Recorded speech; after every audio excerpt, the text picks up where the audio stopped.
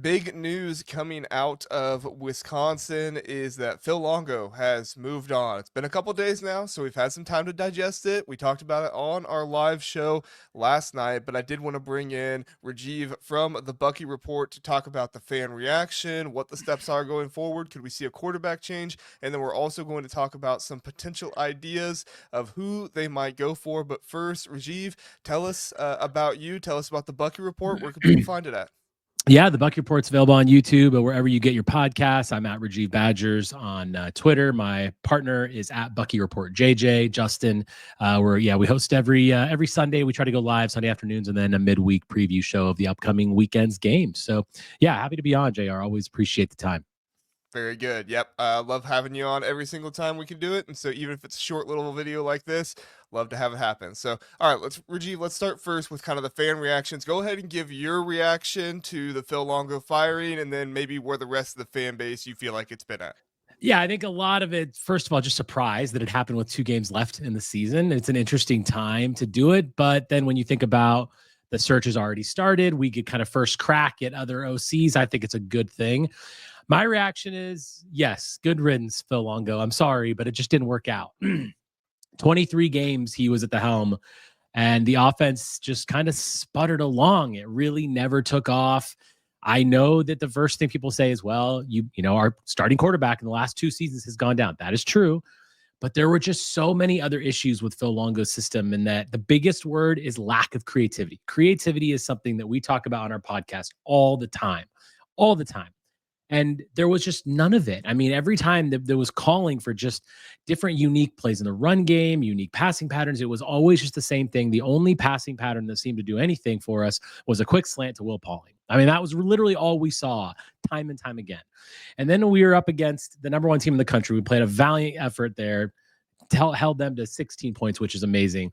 But the lack of our offense cost us the game. If we had a better running offense, it would have been better. Now, a lot of that falls on Braden Locke. I understand that, and we'll certainly talk about that because that is a lot of it. But Phil Longo just wasn't working. And the other thing is there appears to have been just some kind of the personalities weren't gelling between him and Fickell. I don't know if it was just not getting along or what the issues were, but they just weren't going to be a pair that worked.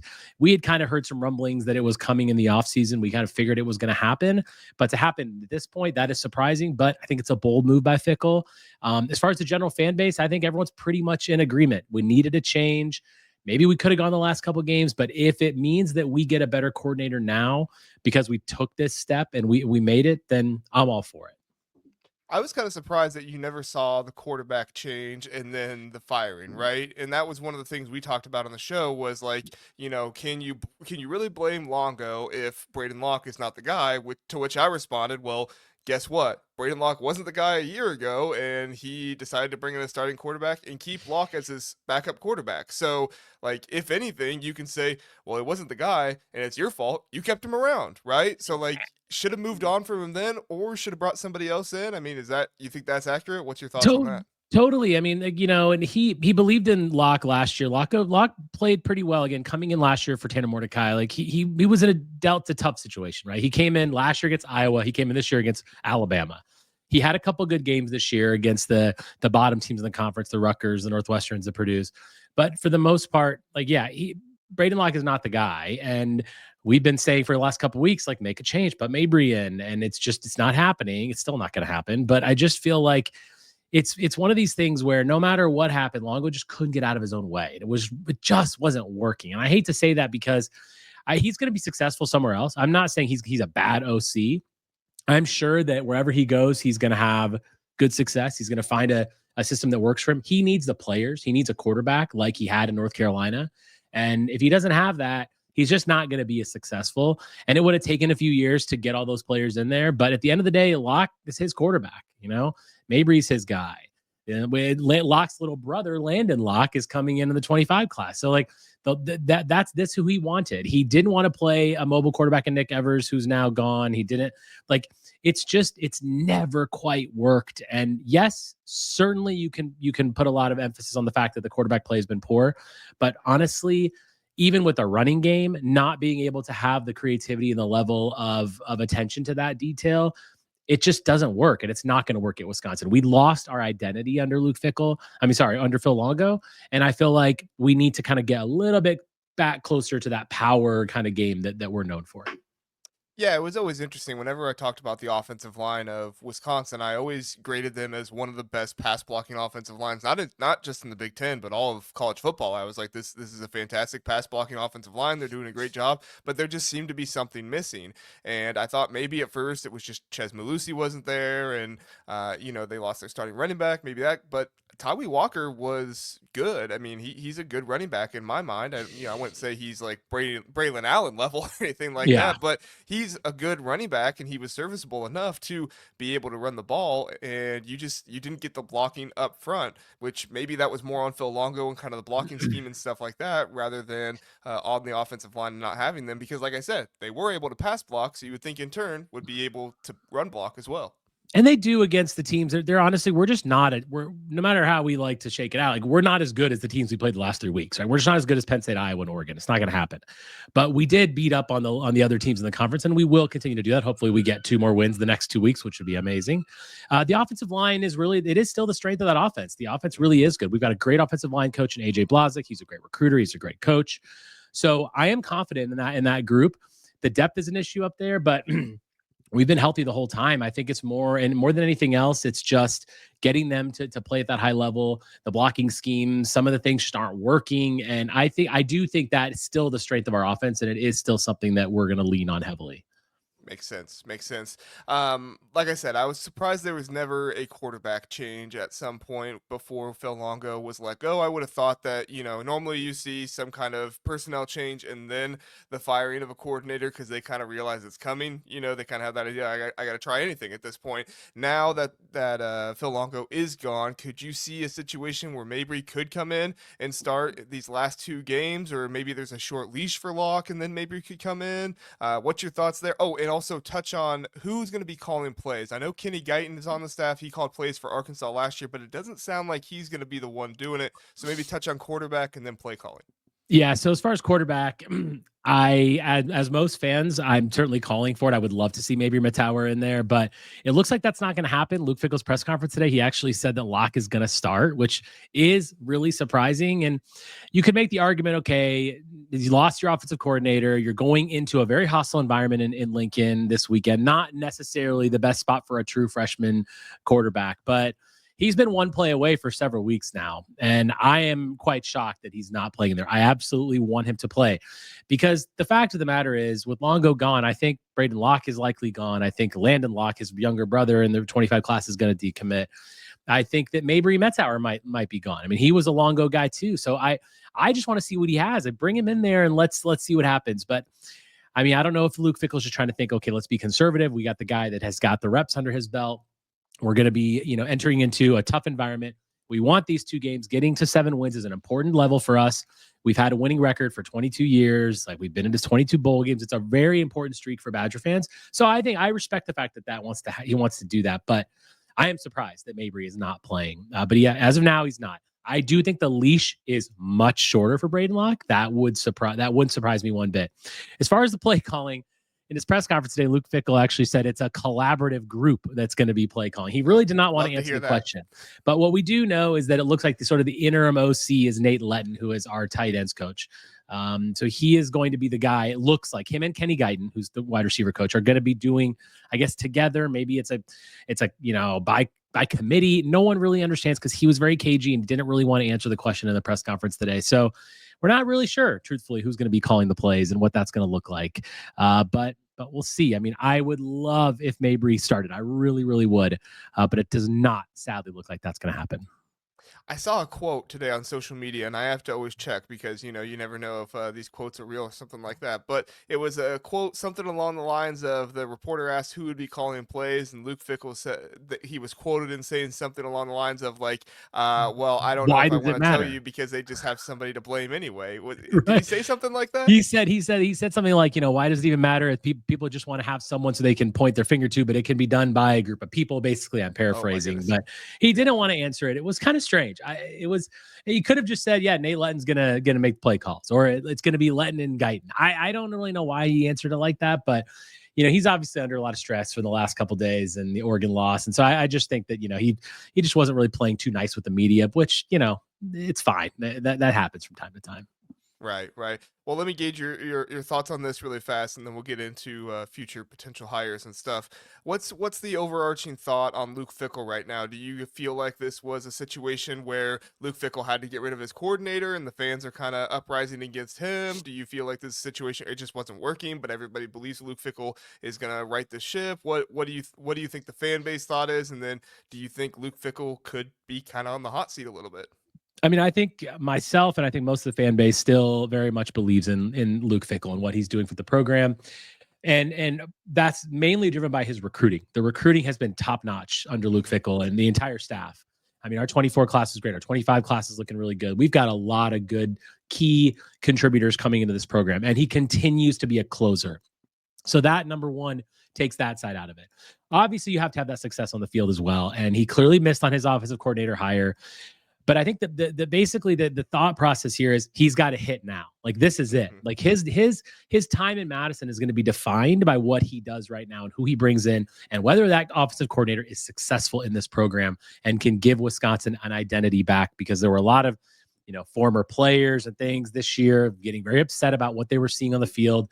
So it's a very important hire for him. And I think this will define him. If he brings in the right guy and it's a right fit for the system and it works, then I think Luke Fickell is going to be fine. He's going to have a nice, long, hopefully very successful tenure at Wisconsin. If the next OC doesn't work, that's when I think the hot seat will start to generate some buzz. For now, though, I mean, look, at the end of the day, we're still a 500 team. We're still developing, and the recruiting is coming. Like, there are better players that are going to be on this field. It's just about finding the right quarterback and the right OC. For sure. Yeah. And I think that just segues us perfectly into the next conversation, which is who should be on the lookout for. Are there names that you have? Is there just kind of a philosophy that you think of? Give me some names, give me some philosophies of who this next offensive coordinator hire could be. Yeah. So there's kind of like, they got sort of 5 sort of names that I've been hearing about or reading about, things like that. The number one name that you see on pretty much any potential list that you're looking at is Gino Guidugli, who is currently the passing game coordinator and quarterbacks coach at Notre Dame, working under Mike Denbrock, who's the OC at Notre Dame. They all work together at Cincinnati. So they were on Fickell's staff together at Cincinnati. Guidugli was the OC for 1 year when Denbrock left to go to, I think, LSU. So he has a little bit of OC experience.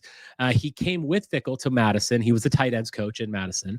They clearly have a good relationship. They've worked together a long time. And the Phil Longo thing was someone he really hadn't worked with. They had a relationship, but we don't really know how much that was. Then there's the school of thought that maybe he goes back to kind of the Ohio State days and looks at guys like Brian Hartline has been named, that's kind of been tossed out there. Tom Herman just got fired today from FAU as the head coach. So there's that sort of realm of thought. Then there's the other last couple that you're thinking about, Wisconsin ties. And the first name that always kind of pops up when you think offensive coordinator at Wisconsin is Sean Lewis. He is currently the head coach at San Diego State. Now, there was rumors that had Leonard got the job, had Jimmy Leonard been put in the head coaching role, he would have brought in Sean Lewis as the OC. So that name always pops up when you hear about Wisconsin offensive coordinator. Even, before, like he's always in there in that discussion. Will he leave San Diego State as a head coach for this? I don't know. And the other one that I've read a little bit about here and there is, I think it's Jason Ick. Ick. He's at Idaho. He's went to Wisconsin long ago. It was back in the Barry Alvarez days. But he's a guy that, again, is a head coach, but then could we pull him over? And then you got fans. Some fans are saying Paul Chryst, which that's not a thing. The one I was going to ask about. Let's not have that. People are talking about Scott Tolzien. He's the quarterbacks coach at Dallas. So there are Wisconsin guys that are out there. But truthfully, from everything that we're hearing, what we're seeing, it seems like Gino Guidugli is the likely hire. He's very close with Fickell. He has some OC experience in Cincinnati, and he does have even more passing game coordinator type stuff at Notre Dame. I could definitely see him as being the guy. Those are some of the names that we've heard so far. Tom Herman and Brian Hartline are interesting to me. I don't feel like Brian Hartline would leave for this job, but I mean, isn't he like a co-coordinator, right, for you guys? He is the co-offensive coordinator at Ohio State. I personally don't think he would leave just because the 1 year he was offensive coordinator, it was the worst offense that Ohio State has had under Ryan Day. So personally, like, I mean, if Luke Fickell really wants to hire him, sure, but I would not suggest it. He's a very good wide receiver coach, and he will turn into a good offensive coordinator someday.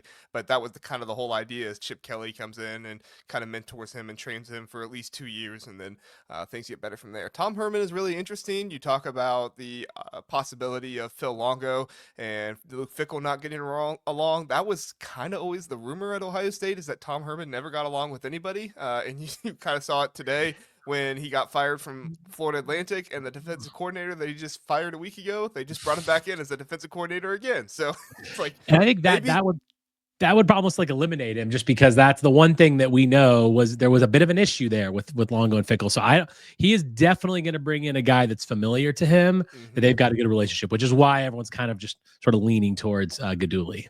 Yeah, I think that's a really good name. Let me get one more name, and I can't remember who I heard this name from. It might have been from you and Justin on Locked On when you guys were talking about it. But what would you think about the possibility of Joe Morhead? Yeah, look, Joe Morhead is I think it's fine, right? I think it's a good situation. Again, head coach stepping back to OC, you just never know. I mean, it is a MAC school coming to Madison. Listen, I would be okay with it because I think he's clearly doing good things at Akron, and I think it's a good pick. I just don't see. It's just odd to me that you would see, like, I understand it's a MAC program, but I don't think you're stepping back to go to OC when he's going to be able to get other head coaching jobs in the upcoming years. I don't know that it's really the right move for him. I'm perfectly fine with it. I mean, if he and Fickell are going to gel, and he's going to bring back, kind of like a little bit more of what we really want to see, is more like a power spread potentially in Wisconsin, not the air raid just doesn't work here. So yeah, I'm all for Joe Morhead. I just don't really see him as a candidate that I think would take it. Yeah, that makes sense. I would love to see something similar to what Josh Heupel is doing down in Tennessee right now. I think he really has a great idea with the wide splits, and then the way they're able to run, and they're able to get some speedy backs who are just kind of able to get out into the open field. And so you could have a power run game where you also get some backs who get out in the open field and make a safety miss, and then boom, 60 yards. And touchdown. We're recruiting to that with guys like, Darren Dupree and Dylan Jones, our freshman running backs. Like, we are really recruiting that speed at the running back position. And yeah, I think something like that really would work. Yeah. And just for clarification, I'm not saying hire Josh Heupel. Obviously, he's not coming from Tennessee to be the offensive coordinator at Wisconsin. I've said stuff like that enough times. I know somebody's going to be in the comments like, JR, Josh Heupel would never come to, to Wisconsin. Yeah, I know. I just said somebody like him. All right, Rajeev, thank you so much for coming in and talking about this with us. Any final thoughts on the hiring, the future of Wisconsin, the rest of the season, anything like that before we get out of here? Yeah, it's an important couple of weeks. I mean, Nebraska, Minnesota are teams that are not like the last 3 teams we played, which were been very difficult for us. We've had a really rough schedule, so hopefully we can just kind of turn the page a little bit on this, get things moving in the right direction, and finish off the year strong. Obviously, that axe that's up behind me only's up there after we beat Minnesota. Hopefully, it stays and we get to keep it for another year. We do not want to lose that axe. That is the coolest rivalry trophy in all of college football. I am jealous that we don't play for anything like that. All we have is the turtle between us and Illinois. Ohio State, it's like the Illabuck. It's like, what in the world are we doing here? All right, like I said, thank you so much, Rajeev, for being here. Go check out Rajeev and Justin over at the Bucky Report, YouTube, podcast, all those different locations. I'll also go ahead and link their show in the description as well. So if you want to hear more from Rajeev and Justin, you can find them over there. Thank you so much for watching, everybody. Have a good one.